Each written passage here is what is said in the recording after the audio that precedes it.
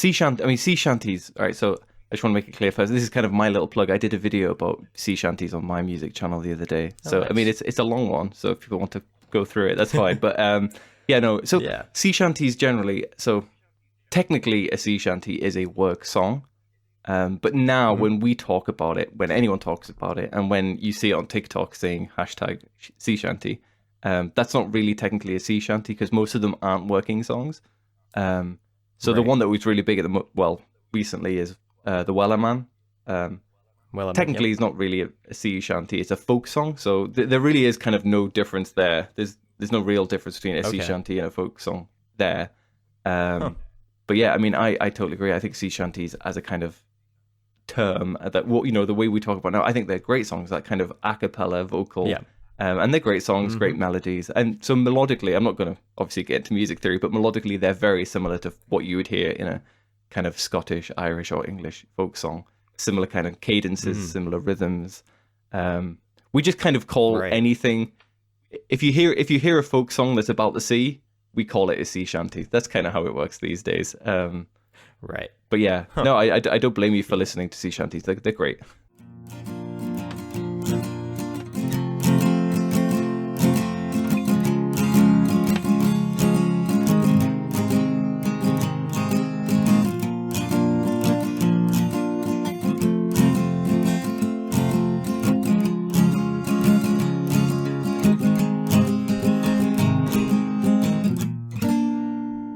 Hello and welcome to Talk Academy, the podcast dedicated to improving ag literacy around the globe. I'm your host, Brandon Black, and in today's episode, we're talking about music and agriculture. Here to help me talk about this topic is my guest, Jacob. I'm going to let him give his own introduction, so go ahead. Awesome. Thank you. So I do a podcast about music called Underrated / Overhated, which is pretty much as it says on the tin. Sorry, that's a British saying. I don't know if that's a common saying in America, but yeah, basically it's about underrated music or overhated music. So Mhm. you'll find me on all the platforms: YouTube, Spotify, anywhere you get your podcasts, and on tons of social media. I use the social media handle / YouTube channel name Big Yellow Praxis, which is a pun on a Joni Mitchell song. It doesn't really make any sense, but that's what I rolled with. But yeah, I generally just tackle music that I think is underrated or underappreciated in some way. And I just tend to chat with a friend or anyone really and just talk about a playlist I've sent them where we talk about a band or something like that. But it's a simple podcast, I think, but it's I'm quite happy with it. It's enjoyable. But yeah, I'm definitely looking forward to talk about agriculture and music today. It sounds fun. Awesome. Well, yeah, I'm happy to have you on. I think this will be an interesting topic. It's definitely something I haven't covered a whole lot because for my podcast, I usually try to cover agriculture as an industry, but also how it ties into different aspects of life. I usually do like movies, video games, TV, books, but I haven't really covered music yet, which is one I'm Yes. really excited about because I'm really passionate about music too. And I kind of, I wouldn't say necessarily studied music, but I've, kind of looked into, music history and that kind of stuff. And it's really interesting to me. So it's kind of something that Yeah. I think would be a really fun episode. So. Yeah, for sure. I listened to one of your previous ones about kind of hypothesizing about was it moisture farming in Star Wars, and I liked that. Oh, yeah. Yes, that was good. So yeah, definitely looking forward to this Yeah. conversation. Yeah, for sure. So before we get started, I do have a couple questions. First one, what is your favorite genre of music, or what genre do you tend to stick to the most? Oh, I I I really like to make sure that I resist the temptation to be the person who says all kinds of music because that's not an answer. Um, so Right. I'm gonna give you two kind of answers, I guess. So the first one is folk music. I love folk music, all kinds of folk. Hmm. Whether it's Bob Dylan, who's kind of he's Yeah. popular music in a sense, or whether it's like trad folk. Hmm. It tends to be like Anglo-Irish, Scottish folk music and Hmm. North American stuff. That's what I really like. And rather differently to that is progressive rock music, particularly of like the 70s. And it's probably the nerdiest genre there is. But I really love it. So there's bands like Yes and Yes, Pink Floyd, King Crimson, bands like those I really Hmm. love. Those are the main two I would say. But beyond that, I like all kinds of music. um, Awesome. Well, I can definitely get behind that. I'm a big fan of folk music mhm. myself. I'm, I've more recently gotten more and more into it. I just like the whole like Irish culture is something that's really interesting to me. So I've been kind of getting really into that. But I'm also a fan of progressive rock and 80s rock and roll Hmm. and like country and blues and that kind of stuff. And so like typically people tend to not think of all of those as being connected, but it's actually, as we're going to find out in today's episode, they have a common ancestor. Yeah, yeah, no. I mean, the interconnections between them all is kind of mind-boggling when it comes to it. But yeah, I'm definitely, Mm-hmm. because obviously I know music history to some degree, but the specific agriculture link is it's one I'm vaguely aware of, but Mm-hmm. um, yeah, it's definitely going to fill in some gaps. So yeah, that'll be cool. Yeah, for sure. So, and then the other question I had before we get started is, what, if any, connection or history or experience do you have with agriculture? Yes, that's a good question. So generally speaking, I've always so in it's quite a hard one to answer in a way. I mean, so where I'm from in the United Kingdom, the area I'm from is a very agricultural area, and I went to school with lots of like sheep farmers and stuff, which is the kind of primary agriculture of the area. So that's obviously not a Mm-hmm. particularly having gone to school with people like that isn't necessarily a very close relationship with it, but it's always been there. Um, and beyond that, I've always been interested in the environment and things like that. So obviously, environmental impacts of agriculture, it's a big issue, Mm-hmm. and it is becoming even more so. And now I work within, it's called Forestry England, which is basically our forestry commission for the country. And so that's obviously not the exact same as agriculture, but more broadly, it's silviculture, and there are relationships there. We Mm-hmm. own a lot of land, for example, that we rent out, for example, to sheep farmers or well, all kinds of people who primarily raise livestock. So there's always a close relationship there. And again, that environmental angle is always something that's interesting to me. So certainly not a direct professional relationship with agriculture, but there's lots of like tendrils that kind of link up with it in different ways. Sorry, that was kind of a long rambling answer, but it's kind of many different ways that aren't full or direct. Right. Yeah, no, that's awesome. You definitely have at least some level of connection, which is awesome, and you also have the same connection that everyone else has that they often forget about. I ask people, what agricultural background do you have, and they always say, oh yeah, no, I don't have any. I grew up in the city, Mhm. nowhere near ag. But they also forget that they eat food and they wear clothes and that they live in a house, and so Yes. they have a connection to agriculture through that as well. Yes, yeah, So. yeah. But it's funny what you say about growing up in the city because I grew up in a city, and when I grew up Mhm. there, I thought it was a big city until I moved away and saw the rest of the country and realized that no, I was as much of a country bumpkin as the farmers from where I was from. So yeah, I Yeah. can't pretend to be a proper city boy, although technically I'm from a city. Yeah. Awesome. That's great. So yeah, you're right along with me. I mean, I'm kind of the same way. I came from. I mean, I wouldn't necessarily say it's technically a city. It's a very small city, Hmm. but it's an agricultural area. So we have a lot of dairies. We have a lot of cornfields. Almond trees, pistachios, Hmm. cotton. All that kind of stuff.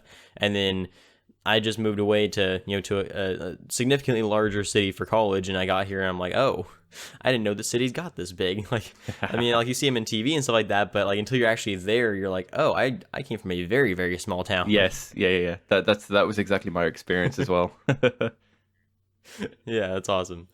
All right, so on the topic of agriculture and music, so I'm curious on. So you said that you've briefly studied music history and that sort of thing, and that you're a fan of progressive rock and of folk. Mhm. Both of those genres specifically have agricultural roots. Now, I'm curious on how much you know about where those roots are. Yes, so it's a hard one, isn't it? Because there are many, many, many ways in which those links. I mean, so my Hmm. knowledge will be quite general, but I'll kind of throw it to you. I mean, so folk music generally, again, that's quite a broad category. But if I'm sticking to what I know and what I like, which is that Hmm. Anglo-Irish, Scottish tradition of folk music, there's Hmm. workers' songs about working, and that can cover all kinds of jobs. But obviously, historically, a lot of agriculture, things to do Hmm. with obviously the kind of religious festival link with folk music and the turning of the seasons and harvest time and things like that. That's a tradition which will be, I'm pretty sure that will be global. I can't obviously talk to, like, I don't know, Polynesian Hmm. folk music, but I would imagine that it's everywhere in some form. Um, And I guess there are, you know, what you might generally categorize as quite leftist folk songs that, these days might be about a specific government, but back then would have been about peasants revolting against a kind of iron-fisted noble or something like that. I mean, there's so many links that, I guess you go back a few hundred years and everyone lives on the land, I guess, more. Mm-hmm. I think it's true to say that, we probably have like 50 times, let's talk about Britain specifically, 50 times fewer people who are working in agriculture than we did maybe 300 years ago. That's a complete guess, by the way, so tell me if that's wrong. But it feels like it would be generally that. So, yeah, I would assume that you go back only a few hundred years and it's hard to not find a link between folk music and agriculture specifically. The progressive rock thing, I think, is I won't get into that, but I find it harder to find the link there, even though I should probably, if there's a link there, I should know it, but I can't think of it off the top of my head. Yeah. So to address, I'll address the progressive rock one first. So I'm going to get to that, but the link there is a little bit less clear because there's a few steps you have to go through to get there first. Yep. Folk is almost entirely directly linked to agriculture. Like you said, most of them were, working songs, or there were songs about class revolt, or their harvest, festival kind of celebration songs, or, they're religious, so a lot of their songs are directly linked to agriculture, or they're at least like the songs are descendants of songs that are linked to agriculture kind of thing. Yes. So, the style of music was derived from agricultural work mostly. And like you said, it applies to other work too, but like it was mostly just kind of like hands-on, in the fields kind of work that inspired a lot of that. And I wouldn't be able to tell you in terms of the UK, like how many, like if you were to go back 300 years, how difference in population is connected to agriculture. I can tell you from the US standard, right now, about less than 2% of Americans are actively involved in food production. So we have relatively speaking, we have next to no one working in food production. We have all, we do have a lot of farmers, and we have a lot of people working in agriculture, but like compared to how many Americans we have, that's not a whole lot. Like, whereas if you would have gone back even, 50 to 100 years, and you talk about 300 years, but if you go back even 50 to 100 years, there was a lot more agriculture. I mean, like a lot more farms, a lot more farmers, a lot more people involved in the industry, people, like a lot more generations staying involved. Like right now we're about the average American family is like 2 to 3 generations disconnected from agriculture. That means like, they may not have a grandparent, involved in agriculture, but they might have had a great grandparent. So it's kind of like they're pretty out there, in terms of their connection to the land. Yes. Yeah. So, and I can imagine it's probably similar for the UK, and maybe I'm sure the numbers are slightly different, but I'm sure that there's a similar trend there. Yes, yeah. I would assume the general picture is vaguely the same. Yes, yeah. Mm-hmm. And what's funny about that is, as kind of the point of my whole show is those people who are so disconnected, they have so much more of a tie back to, their agricultural ancestors that they don't tend to think about. And, in today's example of that is through their music, I'm sure there are people in the UK who listen to quite a lot of folk music, and who listen to especially like a lot of like the more like European style like rock bands and that kind of stuff, and progressive rock, like you mentioned. Like I'm sure there's a lot of people who are like you who they may not even realize that their music came from an agricultural background. They just enjoy it because it sounds good now, or maybe it tells a good story, or makes them feel nostalgic, or whatever the case may be. Yes, yeah, for sure. Yeah. I'm sure I'm guilty of that to some degree myself. I mean, I didn't mention blues, but I really like blues music generally as well. And that's something I also specifically know, the historical links there between, working in the field and those kind of worker songs there. Right. Right. But yeah. Yeah. So kind of, starting off our conversation about where the agricultural ties are for music overall, but especially the types of genres we've been talking about, it actually, surprisingly enough, starts with blues music. So, the folk music we already talked about is directly linked back to agricultural field workers. Blues has a very similar link in American culture, though. So, a lot of the field workers, a lot of the slaves and other people who were working in the southern fields, they developed songs that were about how hard their lives were, and about how rough their state of being was, and that kind of stuff, and how scared they were. And so like the the songs like old like original blues songs are incredibly deep and and sorrowful, and so like they're really really good songs. And that's why they were so attractive to people, and that's why they were they created this culture of music for for African Americans. And so as that developed, you started to see that form of music change and grow into other forms, and actually branched out into a bunch of different forms of music that would later go on to become rock and roll and progressive rock and country and modern blues and like R&B. Like all these different branches of music all came from blues, which came from the field workers. Yes, so yeah. in like a long weird chain of events, agriculture actually inspired a lot of the most common genres of music that we appreciate today. Yes. So I had a question that might be a bit of a tangent. So just, bring me back on track if it's too much of a tangent. But the impression as a British person, I mean, I like a bit of country, and I've liked it more, like, because the band I'm currently in with other people, is kind of an Americana band. So I've kind of started listening to it a bit more. But the impression as a kind of generic, I think most people in Britain would see country very much as the white genre, and potentially, tell me if I'm off market, a little bit of a racist genre sometimes. I think that there's a stereotype about Southerners with like Confederate flags, and obviously blues has very much a black history and black present still. I don't know, like I sometimes wonder, obviously the history of the blues goes right through country music. Right. I don't know if you know anything about the country scene or people who are into country generally. I don't know if you're into it massively yourself, but do a lot of these people see that link, or am I just being completely unfair calling country music fans a bunch of racists? I'm sure that's a massive overgeneralization, but do you know what I mean? There feels like there's a bit of a weird tension there. But sorry, this is a bit of a tangent, but it just kind of struck me there when you're talking about it.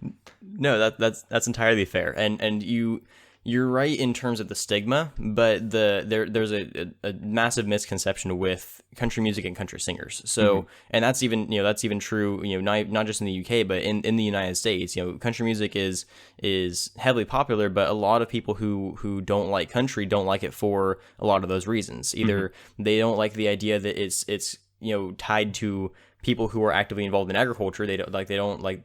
Basically, like you said, like they imagine somebody who listens to country as being like a southerner kind of redneck, just like non-civilized person, or they just don't like the country music because it's just not something that can relate to them. And so, but the common misconception about that is they blame all of that on songs that are tied to those stigmas. Yes. But those songs are kind of few and far in between. They're out there. There's definitely songs that are inherently racist, but I would say that that's going to be present in a lot of different genres of music, especially music that's based on older music. Yes, yeah. And so I would say modern country has evolved into something that's more pop than country. It doesn't really withhold the same standards that the older country did, and older country didn't really handle older country wasn't necessarily about the people as much as it was about the story.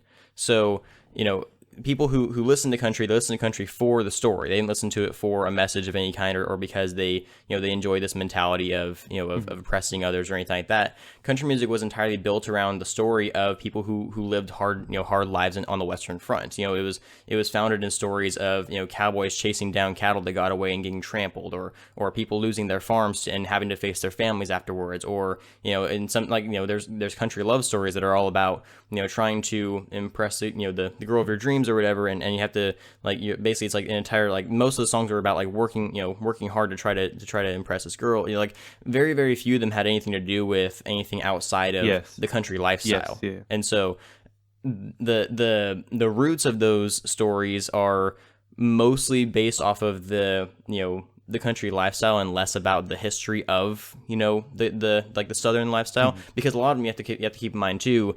Country is considered a westernized style of music, and like you said, that could be interpreted as being like a white person's music, or it could be interpreted as being like a Western United States style music. And Western United States wasn't really part of the Civil War. It wasn't a Southern based style of music, And while they listen to country down in, down to the South, their country is very different than like Californian-based country, or Right. the country that they would listen to like in like Montana, for example. Like the genres are different. And a lot of country music that I listen to at least is based around like the cowboy days kind of stuff. It's a lot more like 1800s westernized, and, Right. and less focused on like the slavery aspect of things, and more on the breaking horses and working cattle, and like working till the sun comes down, and like sweating every inch of your body off, Yes, and yeah, like the hard work that made country an enjoyable lifestyle. So that I would say that's kind of where the stigma comes from, is that people don't look at country as if it's a storytelling mechanic. Yeah. They look at it more as if it's a symbol of the history of the southern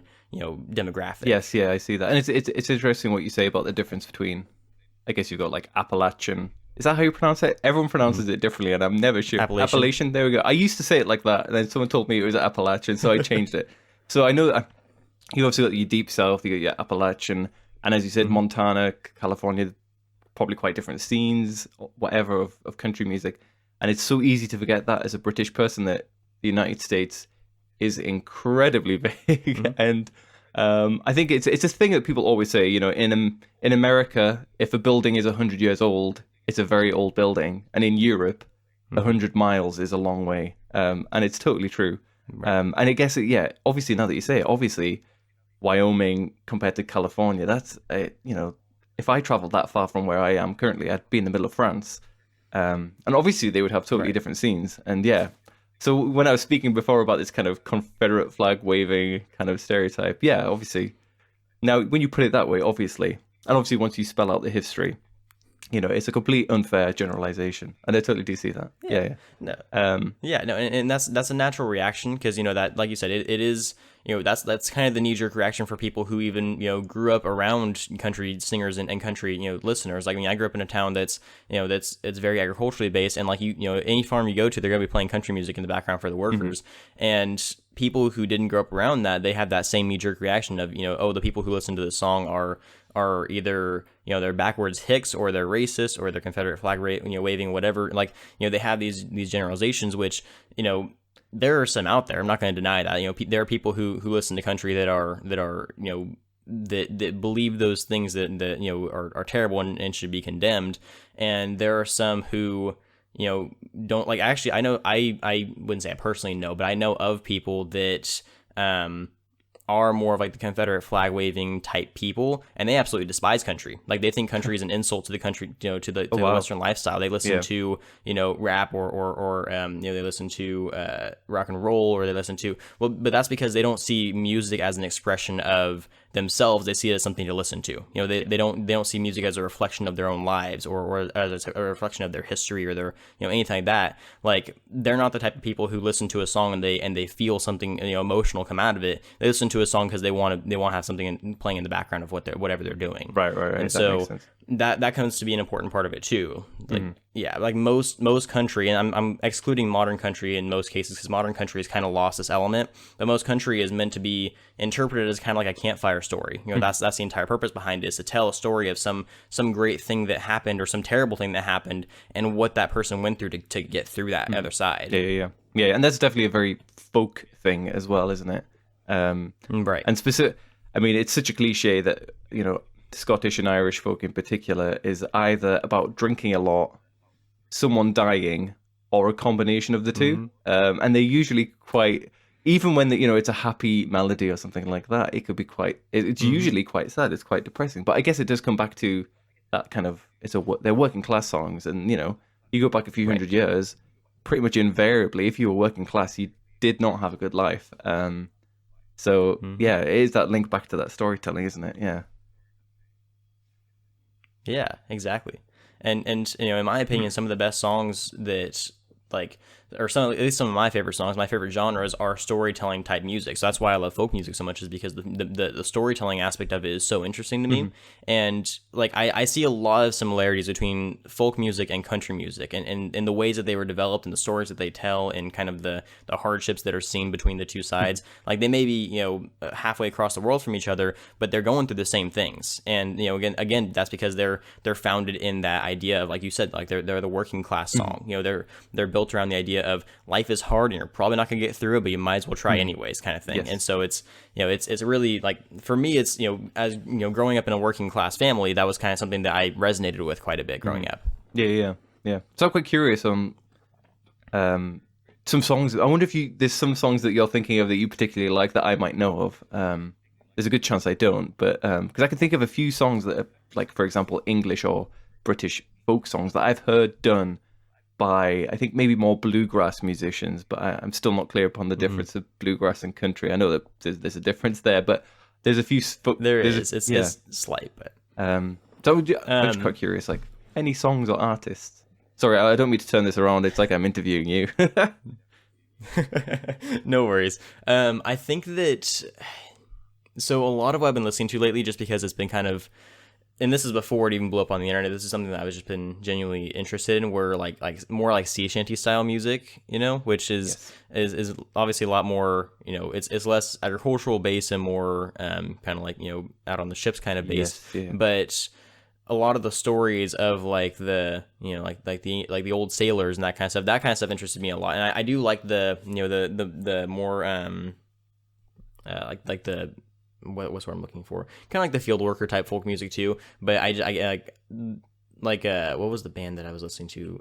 Celtic Thunder would be like one that I've listened to a lot lately. Yes, yeah. So I like a lot of their music. I'm not sure if they're considered like a I'm not sure what level of folk they're considered, because I know that they sing a lot of westernized music too, and so I know that not all of their stuff is folk, obviously, and some of it's just like kind of like Irish drinking song kind of stuff. Yes, but I'm not sure, but I do like some of their music. A lot of what I've been listening to lately has been more sea shanty based and less folk based, so I'd have to go back and see what folk bands so sea shanties. All right, so I just want to make it clear first. This is kind of my little plug. I did a video about sea shanties on my music channel the other day. So, nice. I mean, it's a long one. So if people want to go through it, that's fine. But sea shanties generally. So technically, a sea shanty is a work song.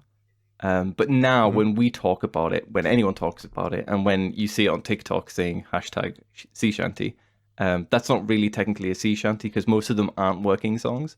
So the one that was really big recently is the Wellerman. Technically, he's not really a sea shanty; it's a folk song. So there really is kind of no difference there. There's no real difference between a sea shanty and a folk song there.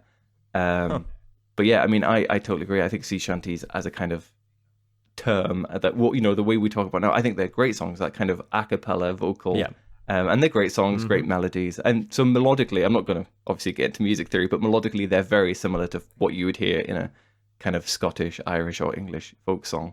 Similar kind of cadences, similar rhythms. We just kind of call anything. If you hear a folk song that's about the sea, we call it a sea shanty. That's kind of how it works these days. Right. But yeah, no, I don't blame you for listening to sea shanties. They're great.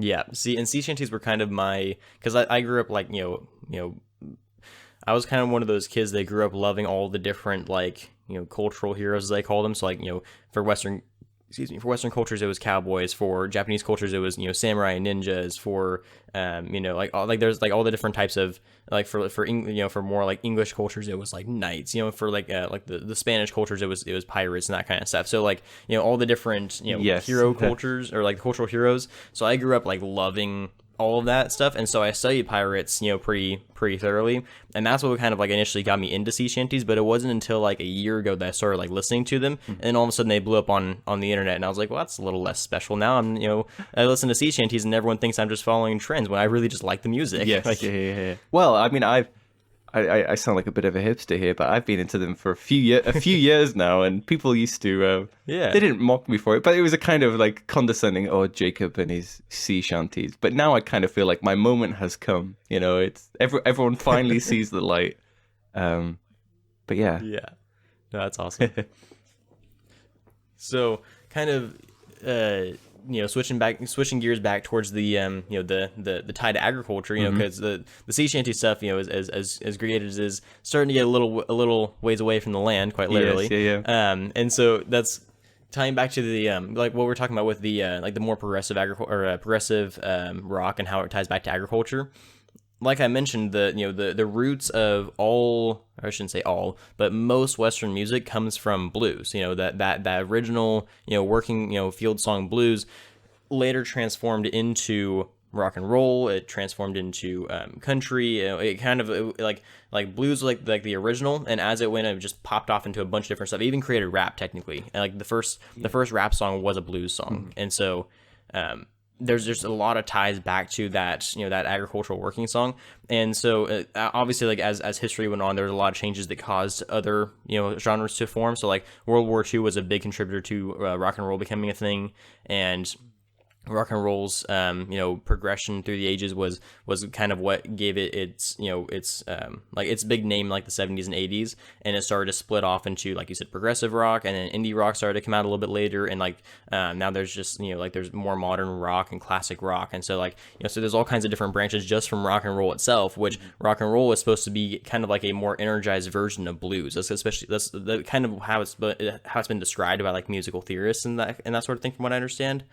And then like country's kind of off on its own thing, and country has its own like subset of genres. You have like country rock, you have country blues, you have cowboy country versus campfire country versus, like, there's all kinds of different, like, even it's kind of similar to folk. There's even like drinking country versus party country versus working country. There's different subgenres of country, which all stems back from from the blues. And so it's kind of, people don't even tend to realize a lot of their favorite songs, like people, hate rap and they hate country and they love rap. Country and rap came, they had the same father. They came from the same place, and they tell a lot of the same stories, just with different contexts. Yes, yeah. I kind of feel like there's only a handful of stories to tell in the world, really, aren't there? And really, once you see enough films, or you've heard enough songs or whatever, you start to realize, it's pretty much the same story. And whichever situation a person or a culture is in, they're going to face very similar kind of things. And it's, as you say, like, storytelling is a big part anyway of any genre. But sorry, something when you're talking about progressive rock just kind of reminded me that, I mean, I don't know how much kind of 70s progressive rock you'll know, but there's kind of different, there's obviously there were different, but a bunch of different bands within that. But a lot of them were very, even quite directly pastoral, which isn't necessarily the same as agricultural, but there was always that kind of, not always, but with some of the bands. So I'm mainly thinking of, and I don't know if you'll know these names necessarily, but Genesis, because early on they were progressive rock rather than pop band. And then you got someone like Mike Oldfield. I'm not sure if you've heard of him before. I've heard the name, but I'm not familiar. So he's famous for Tubular Bells, which is the music that was used in The Exorcist. That's what he's most famous for. But he did a few like fully instrumental albums that are very, very pastoral. It's quite consciously supposed to sound like the English countryside, and that's not necessarily agricultural, but it's it has that link to it. And I was actually listening to it coincidentally today, a Mike Oldfield album, and it literally sounds like what you would imagine. It's almost fantastical. What you were saying before about like knights and that kind of European ideal, it has that feel. You can just kind of feel it kind of eke out from the album. And I guess some of it for me, like folk music as well, I don't know. Sometimes you can feel it's almost looking back with rose-tinted glasses sometimes as well. I know we were saying that, a lot of it's about hard life and working hard and like the struggle of working class people, but some of it is with rose-tinted glasses, isn't it? It's an idealized version of the past. I don't have a sophisticated or clever point to make from that, other than like, oh yeah, that's also there as well. I don't know. It's it's weird.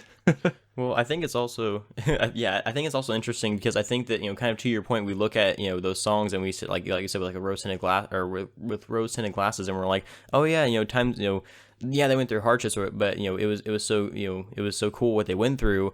And I think what it is just we appreciate what they went through because now we don't have to go through that. It's like that idea of like, we listen to those stories and like, man, that is awesome, but I would never want to do that. And so it's like, it kind of like gives us like a sense of like gratitude almost towards, the people who went through that work and who wrote that song to say like, hey, look, they went through some tough stuff, and we're just like, yeah, they did. It's a good thing we're like, it's a good thing they did, so we were safe now. And so it's like, I think that's kind of what I've noticed, at least from like the countryside of things, is I love like, cowboy country songs, but like, I don't want to get trampled and, thrown around and, and stepped on. I have been trampled and thrown around and stepped on by like a cow, but I don't want to get trampled and thrown around and stepped on by a whole herd of cows like I've heard in multiple songs. And so like, there's like this idea of like, like, yeah, they went through, it's almost like, it's the same reason we like stories, is because like they go through amazing feats that we would never be able to do, but we can kind of like live vicariously through them and kind of live through that adventure with them, even though we're not there. Yes, yeah, totally true. And again, this might be a bit of a distraction, but what is it like to be trampled on by a cow? That sounds pretty bad. It's not pleasant. I will give you that. So trampled is kind of an exaggeration. I have been knocked down, I've been stepped on, I've been kind of kicked, but I haven't been like, it's not like I fell over and they ran me over, entirely, but I have been kind of, so I used to raise cattle back in high school. And so when I was raising my cattle, they would occasionally just kind of, if they were bratty, or if I hadn't broken them in yet, I would kind of like fight with them. Okay. And if they were smart enough, or if they kind of caught me off guard, they could knock me on the floor. Or sometimes I had one. So are you familiar with like cattle terminology? Like, do you know what like a steer is? Yes, yeah. Okay. Because not everyone does, so I have to ask that before I start talking about steers. Because I start talking about steers, and they're like, what's a steer? And so I'm just like, so I just double check. But yeah, so I used to raise steers, and so I had one steer, smartest freaking steer I'd ever met in my entire life. I was taking him for a walk, and he stepped on my foot, and he like, because he knew he wasn't, or he thought he knew that he wasn't stronger than me. But he knew he was faster than me, because he outran me quite a few times, which is pretty upsetting when you get outran by a cow. But he stepped up. He would step on my foot and then kind of like nudge me with his shoulder, and he would like knock me off balance. Wouldn't knock me down, but he would knock me off balance just enough so if he ran away, he knew I couldn't stop him. And so he would do that just so he could get away. He didn't do anything, didn't destroy anything. He didn't try to hurt me. He just wanted to go for a run. And so I would just go in there. I would just go over there and grab his halter and catch him and take him back into his pen. But like getting stepped on and that kind of stuff didn't hurt as bad. I had one steer that tried to drown me. He actually like shoved me into his water trough and tried to drown me. That was probably like one of the more, I wouldn't say scary, I wouldn't say that was like the scariest time I've ever worked with cattle, but that was one of the more intimidating times I've worked with animals. And I had one steer that was just, I felt so bad for this steer. His owner was just terrible. Like, she did not treat him well at all, and so he became like really aggressive because of that. And so I went in there to try to calm him down, and he freaked out, and he ran me into a fence, and then him and I would fight for a little while, and he tried to ram me with his, he tried to do the whole bowl thing where he sticks his head on the nose, or he sticks his nose on the ground, and he starts like stomping the ground, and he charged after me, and I was able to catch him. I finally caught him, and then he stepped on my foot and ran me into a fence. And then he was gonna try to like do that again, but this time against the fence, which probably would have caused some serious damage. Luckily, I was able to jump out of the way in time. But that was, I'm pretty sure I thought my foot was broken. It turned out it was just really badly bruised. But I couldn't walk on it for a few days. So I've been drugged around by cows before. I'm holding onto their halter and they take off, and I fall in the dirt and they're just dragging me behind them. Like, it was not fun, but I still enjoyed it. I like how you got to the end of that story about, being bullied by these, I don't know how much they weigh, a few 100-kilogram bovine creatures. And your thought is that you still enjoy it. Oh, yeah. Yeah, no, it was the best time of my life. I mean, obviously, like at that time when I was getting stepped on, it wasn't the most fun. Yes, but like, yeah. There's something about, and this is a bit of a tangent, but there's something about like, I don't know how to word this. Like, there's something about getting hurt, but getting hurt in a way that means like you did something right. Like, it's like doing hard work and getting hurt by it that makes you feel good. You're just like, man, that was like, it's like when you have like if you're like, let's just say like you're rock climbing, you have a good fall. You're like, yeah, that really hurt, but that, it felt good because like you fell in the dirt and you're like, whoa, like I'm alive. It's like, it's a weird kind of like, it kind of like reminds you like, huh, like I could still die, but I didn't, which is pretty cool. Yes, yeah. I mean, you definitely sound like a bit of an adrenaline junkie, possibly more so than me. But I still get what you're saying. I totally get what you're saying, because there's two sides to it, kind of. There's you do a lot of exercise or you do something, and then you're tired and aching afterwards, and that's a good feeling in a way. And there's also the other side where you maybe get injured enough, but not so badly that it really affects you. And I totally get both sides of that. There is something about, yeah, exactly as you say, like, yes, and again, to bring it back around to music and agriculture, it's that connection with culture and the kind of the real. I'm not trying to like too strongly. What's the word?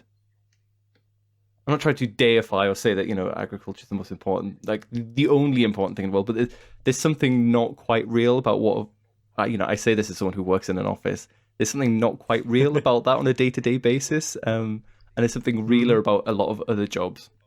And again, I'm not trying to glorify Right. anything in particular, but when you start doing something that's more physical, whether it is just exercise or you're insane bullfighting, things like this, it feels real, and it's real, and your body tells you it's real because it hurts or it aches or something like that. It comes back to that's what these folk songs are about, really. That's why they connect. I think for me, Exactly. that's why they connect quite deeply. It's because it's real. And although sea shanties aren't agriculture, there's fishing in there as well, and it's a real thing they're doing, and it's real work, and it's hard. Right. Like there's real pain there, and they go through real struggles, and they're you actually like when a song can make you feel like the characters in the song feel, then that it did a good job. Like if you're listening to a sea shanty and like you're listening to like all the crewmates getting scared of a shark or something, or getting scared of like the massive waves, and you get scared with them, then that song is doing a very good job of its of what it's supposed to do. Yes, yeah. So I always say about folk music in particular. Obviously, I know whoever's singing it is actually a musician. They're not whatever they're singing about. But I want to believe that they are. I want to believe that they are actually a 15th century farmer or something like that. And that's that feeling of authenticity. I know it's actually someone in the 1980s singing in a studio, but as long as they can make me feel that, then I think it's a success. Sorry, that was my final note on that point. Yeah, no problem. I did want to clarify. So, just this kind of a revert back to my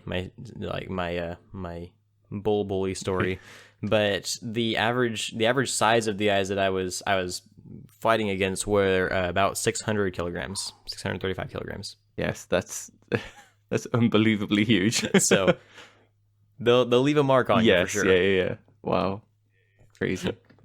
Yeah.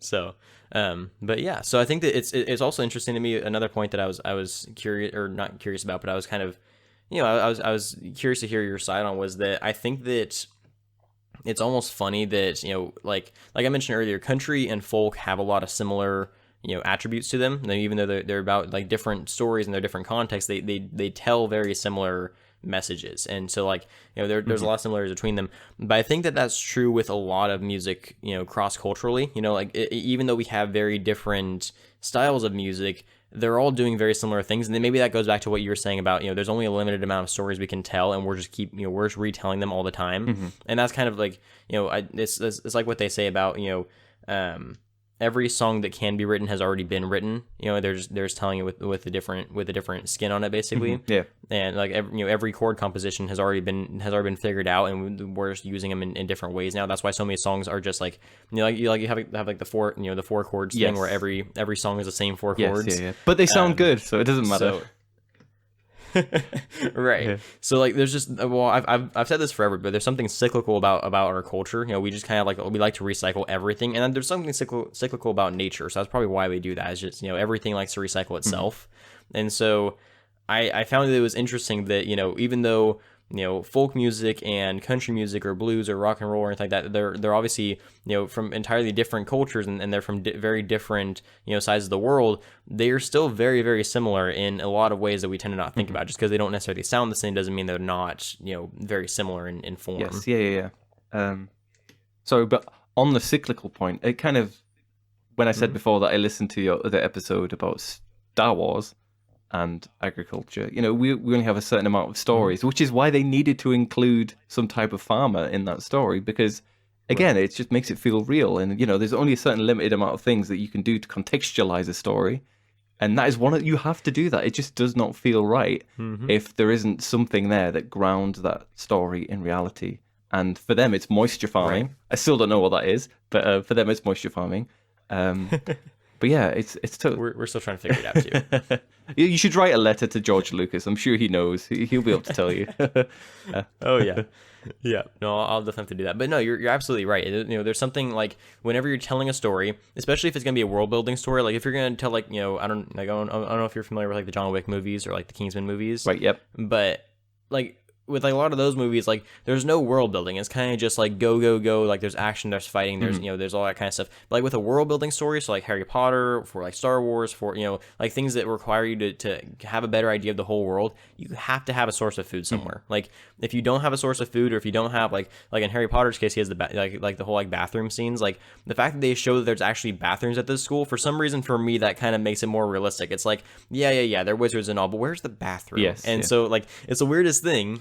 But like the same thing goes for Star Wars. Like they have all these planets. Where are they getting their food from, and how are they transporting it? And like that was like the whole point of the episode, was that like in order to tell a good story, in order to make it realistic, you have to have things that average people would think about and that they would find interesting. So like for me, I wouldn't consider myself an average person in terms of what I look for in a movie, but the fact that they actually included certain planets that are entirely agriculturally based, and that they have distribution, like they have like ships that can actually deliver those commodities from one planet to another, and they have like a whole distribution system for food and all that kind of stuff. That was really, really interesting to me, because they took the level of intricate detail to kind of bring that to the world and say, hey, look, like we know that this is a goofy, like funny sci-fi fantasy world, but there's also a level of realism here, because they still need to eat the food at the end of the day, and they still have to have a way to get to it. Yes, yeah. So I thought that was really cool. Yeah, for sure. So this is getting definitely off the topic of music now, but I'll reveal all my cards to you about how much of a complete nerd I am, because I also play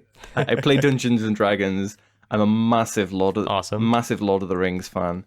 And when I was younger, particularly, I was very much into, you'll probably know of it, Warhammer 40,000. Do you know that? It's like a... Oh, yeah. So again, because I still remember like the world building of Warhammer 40,000, and there were, it's a whole galaxy inhabited by people and different aliens.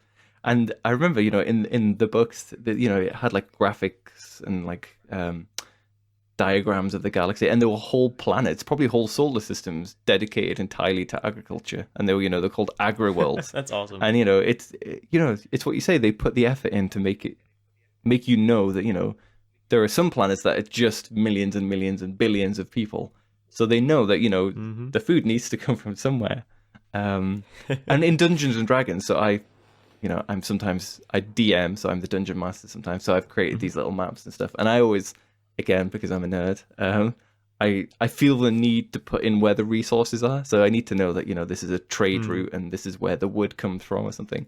And again, like I need to draw that these agricultural irrigation along this river, because obviously it's a main river, and it's the tributaries and the deltas here, and maybe there's a bit of salt panning here or something like that. And yeah, I mean, that's probably says more about how nerdy I am, but also you do need to do that to world building. It does need to feel real. And I think it's true whether it's music, sci-fi, or fantasy, or just a normal film. Even Disney films do it. I think you need to have that. You don't need to have it because John Wick doesn't, for example, do it. But if you're going to do something a bit more ambitious from that world building point of view, yeah, you need to throw it in. It just feels empty without it, doesn't it? Yeah, it's what makes a living world. Absolutely, and yeah. So no, you're exactly right, and that's something that I've been trying to get across. And and for a long time, I've been analyzing a lot of different types of movies that they bring agriculture in, and it doesn't seem like a significant part of it. But like I had an episode on another podcaster's show called Geekology 101. I don't know if you've heard them at all, but okay, so I was on an episode of theirs, and we were talking about agriculture in pop culture. So, movies, video games, and I think, what was the other one? I think it was movies, video games. I don't remember what else we talked about, but basically we talked about, The Martian, Star Wars, and we talked about WALL-E a little bit. We talked about The Good Dinosaur. Like, we talked about a bunch of different types of movies and how they all had agriculture directly tied into them, and that agriculture played a lot more of a role than people tended to notice. Like, it wasn't just that, oh yeah, there's a farm in the background. It's that, like, when that farm burned, that had a ripple effect that affected the main character in this way. And so it was like, not only are these, and maybe that's not, they're not doing it intentionally, because there's something to be said about whenever a storyteller is telling a story, they say things that they don't intentionally mean to be significant, but they end up being significant, because there's the whole thing of like, you don't tell us, you don't write a story comes to you, and you're just the vessel for it, basically. Like, you don't come up with stories come up to you, and you basically just like tell them, so there's something about that that kind of shows that, like, all of the stories that we hold near and dear to our hearts that are, like, good stories are usually based, or not, I wouldn't say based, but they have some kind of roots in agriculture somewhere. They have some kind of connection to, to the earth, to the field, to the land, and to the food. And so, like, I will say, like, the nerdiness is always welcome on my show, because we always talk about, nerdy stuff on here. Obviously, we had a whole episode about Star Wars, but, like, I've had episodes in the past where we talk about all kinds of different, like, weird stuff. I'm considering doing an episode on like card games. So, like, I recently learned how to play, like, Magic the Gathering, and I grew up playing Yu-Gi-Oh and that kind of stuff. Like, I play, like, the Pokemon card game with my girlfriend's brothers and that kind of stuff. And so, like, those games, like, people tend to not think about agriculture in terms of those either, but there actually is an aspect of agriculture involved in those too. And so, like, actually, I'm attempting to build a Magic deck that's entirely based around agriculture, which I found out is actually possible. Somebody did it. It's like a farming deck, and it's literally it's all green. There's a bunch of, like, scarecrows and stuff like that. They can farm resources and use them to benefit your creatures that are all like cows and sheep and stuff, and they just, like, buff them up. And it's super, it's just a meme deck, but it's super funny, and I want to do it. But sometimes you just need to embrace the meme, don't you? So I also play Warhammer Total War 2, which is a strategy game, and I don't necessarily go for the agriculture build, but I will go for the meme build. I will do that. You need a theme sometimes, and you got agriculture. That's cool. I love it. It's great. Yeah, so I think that, just, like, seeing how deeply tied it is into everything just kind of shows that, like, no matter how hard we try to get away from it, it's always going to be part of us, just because it's our food. It's our source of food, it's our source of work, it's where most of our families came from at one point in our lives. That's just kind of, you can't get away from food, or from the land, or from earth, because this is our home, and it is how we sustain ourselves. And so that was something that was always really interesting to me, in terms of, like, addressing it from the music perspective, from the from the movie perspective, from the video game perspective. Everything that, if you want to tell a good story, if you want to connect to your audience, you have to make it realistic, and there's nothing more realistic than food. Yes, yeah, totally agree. I do totally agree. I was just quite curious, do you have, like, any film that you would recommend as, like, actually doing a really good job of portraying, not necessarily real agriculture, it could be, sci-fi again, but something that really kind of delves more, or is more revolved around it, I guess? I'm quite curious. So I have been, so I did an episode on The Martian, and The Martian is, I don't know if I have actually, yes. Yeah. So, so that is kind of one of my go-to, like, this movie is way more about agriculture than people think it is. Like obviously, like, you're like, oh yeah, he had a farm, that's cool. No. That farm was, like, what kept him alive the entire time he was on Mars. And there's, like, a lot of comments he makes about,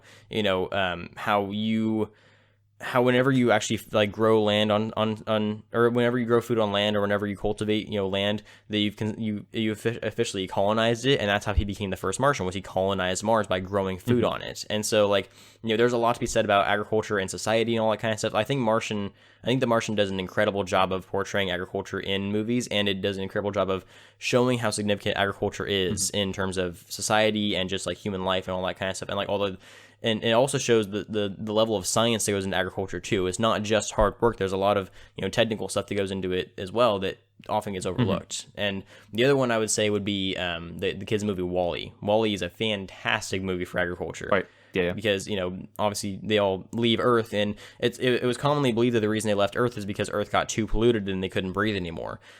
I'm pretty sure the reason they couldn't breathe is because they didn't have any oxygen, because there were no plants anywhere on the planet. Yes. Yeah. And so it's not until, like, they're gone for hundreds of years, and it's not until they figure out that they can grow food again that they decide to come back. And when they come back and grow food, it restores the planet to its proper health again. And so that, like the entire story is supposed to be like, don't pollute the earth, and don't let capitalism take over and all that kind of stuff. But in reality, the story they told is that without agriculture, the planet dies. Yes. And so, and not just the planet dies, but, like, humanity is also kind of screwed without it. So and there's a really, and, like, culture as well, because it's not just they're not just spacefaring unfit people. They're kind of cultureless, aren't they? And they're lost. Exactly. Yeah. No, it's a good point. I didn't really draw that connection, but now you say it, it's quite obvious, actually.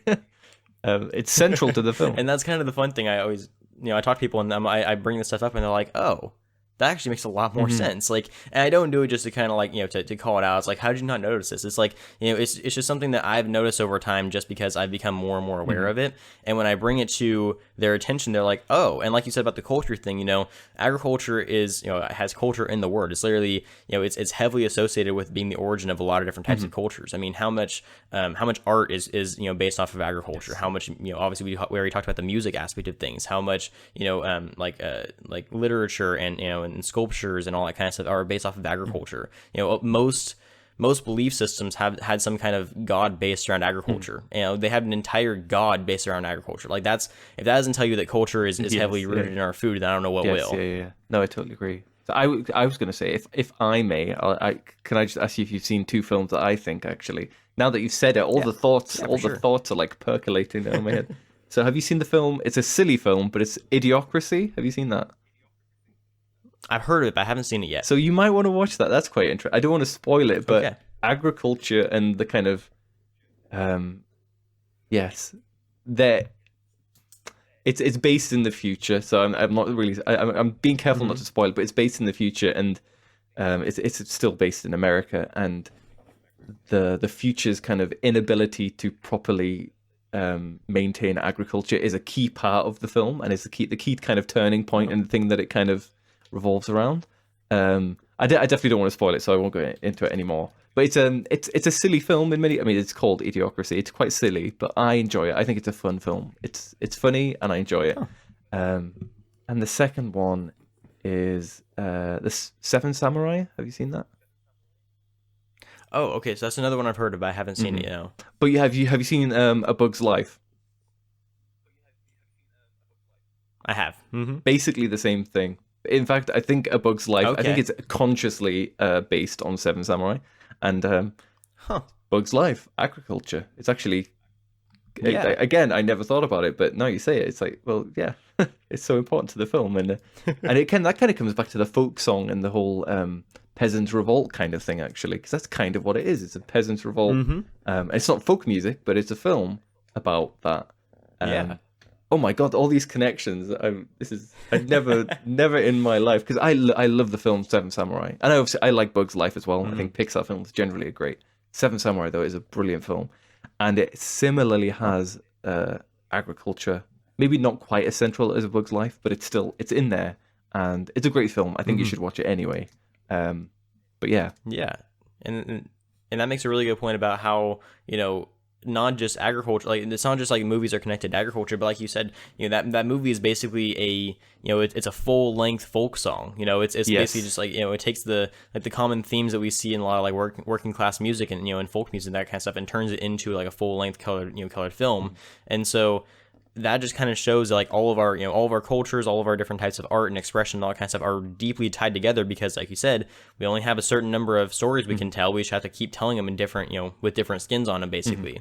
And so, and they all seem to have some kind of root based back in agriculture at some point, because I'm not sure if that has to do with the food aspect of it or just the working class aspect of it, just because a lot of working families originated in agricultural work, and as they, developed, they got away from that. But it seems like every bit of culture that we consider valuable has roots in either agriculture or working class. Yeah, totally true. You're blowing my mind a bit here. Actually, it's kind of strange. Awesome. Well, that was the goal, so I'm glad I was able to do that. Yeah.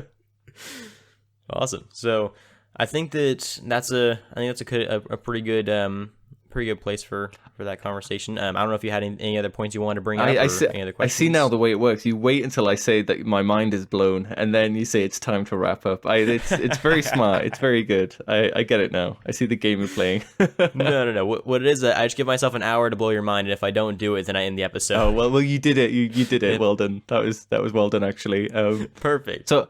Yeah, I recommended some films, but I'm here to talk about music. I would like to recommend a song or two. So yeah, definitely. For me, when we discussed talking on this podcast, and you said music, we said music and agriculture is a good link. To me, there's an English folk song called John Barleycorn, which it's do you know that song? Have you heard it before? I think I might have heard of it, but I can't think for life of me think of how it goes. It's a great song. So the best version, it's done by tons of people. My personal favorite version is by a band called Traffic, which is not a very interesting name for a band, but it's a great version of the song. And again, I don't want to spoil it for you, but it's basically about farming. I mean, it literally just describes farming all the way through the song, and it still manages to be, I mean, in the most basic terms as well. It's not like a general cultural kind of big picture view that it describes. It literally just describes the process of farming, but there's kind of there's a big long metaphor throughout it, and you get to the end, and it's a great song, really, really great. And another one was more towards that kind of working song. It's called The Workers' Song, and I can't remember who wrote it originally, but the more famous version is by a Scottish folk singer called Dick Gowan. I think that's how you pronounce his name, but it's an odd one. Okay. So the surname is spelled Gauhan, and this one is more towards that kind of, it's more of a peasant revolt kind of song, and the whole album it's from is very much folk agriculture kind of themed, and it's a great album, some really great songs. He's a great singer, Wow, and a great guitar player. So yeah, I would just like to leave you with those recommendations, because I really think you've got me even more excited for folk music now. And now I'm going to probably go through my discography of music I like and just try to like work out where these agricultural links are, and they're probably everywhere. They are, as you'll find, just as I did. You'll kind of spin yourself down a hole trying to find all of them, and you'll just be like, everywhere you look, you're gonna see agriculture tied into it somehow. You're like, wait, there's agriculture in Harry Potter now. There's agriculture in, like, you're just gonna look at you're gonna look at Lord of the Rings and be like, there's a farm there. Hey, look, if in 5 years I've become a farmer, then I know who's responsible. It's entirely down to you. I didn't plan a career change, but it just might be on the books. Let's see. It'll take us all at some point. But no, that's awesome. Actually, now that I think about it, the reason I had heard of John Balacorn, I think, is because you had recommended it before, like when we were talking about agriculture music. I think you had mentioned it, and maybe that's why I heard of it. So I don't think I've heard of it before that. So I'll definitely go give those a listen, because as we talked about, I do love folk music, so I'm always looking for new songs. Yeah, I think that one in particular, it's a treat of a song. I can't describe it any other way. I just find it's a complete treat. It's a great song. Awesome. Yeah, well, I mean, for any of our listeners that are also interested in our musical and movie tastes, and they can go check these out too, and respond and let us know what they thought about all of it, and if they found their own agricultural connections. Yeah, that would be good to hear. So, awesome. Well, I think, unless you have anything else you wanted to add or ask or anything like that, I think that's kind of a good a good stopping point. Yeah, totally, I agree. I've got nothing to say other than thank you for having me on. It was a really great chat. Yeah, no, definitely. Thanks for thanks for coming on. It's been a lot of fun. I definitely enjoyed the conversation, and blowing your mind is always a good time. But before we close out, I would like to give you the opportunity to go ahead and remind everyone who you are and where they can find you and all of your stuff. Brilliant. Thank you very much. So my name is Jacob. That's kind of unimportant. You'll find me online called Big Yellow Praxis. And I do a podcast about music. It's called Underrated/Overhated. And it's about music that is underrated that I think people should listen to. So, yeah. Awesome. Well, yeah, I'll be linking all your stuff down in the description, and I'll be sharing around your stuff. That way people can find you and check you out. I know I'll be listening to your podcast, because I'm definitely interested in music and what you have to say about some of the underrated/overhated songs in the world. So I think that'll be a lot of fun. So yeah, thank you so much for joining me, Jacob. It was definitely a good time, and I hope to have you back on sometime to talk about some more ag stuff and some more music. Yeah. And I think that'd be cool. That'd be great. Awesome. So yeah, thanks again so much for joining me. Thanks to all my listeners for tuning in and always supporting this podcast and everything. And make sure you go follow Jacob and all of his stuff, and I'll link all that down in the description. You can go follow me on all my stuff, and you guys already know how to find all that. But don't forget, if you wait today, thank a farmer.